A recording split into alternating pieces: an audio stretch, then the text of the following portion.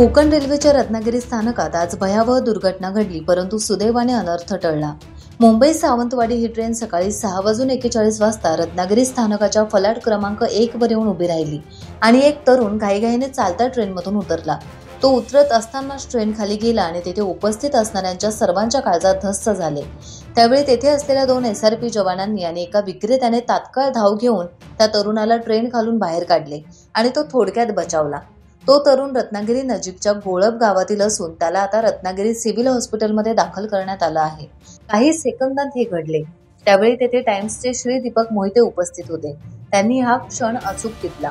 SRP जवान श्री रणजित सिंग आणि महेंद्र पाल तसेच विक्रेता श्री वीर सिंग या तिघांचे कोकण रेल्वेचे अध्यक्ष तथा व्यवस्थापकीय संचालक श्री संतोष कुमार झा यांनी कौतुक केले आणि त्यांना तात्काळ प्रत्येकी 5,000 रुपयांचे अवॉर्ड प्रदान केले। रत्नागिरी टाइम्स डिजिटलला लाईक करा, सबस्क्राईब करा, शेअर करा आणि बेल आयकॉन दाबायला विसरू नका। पाहत रहा रत्नागिरी टाइम्स डिजिटल।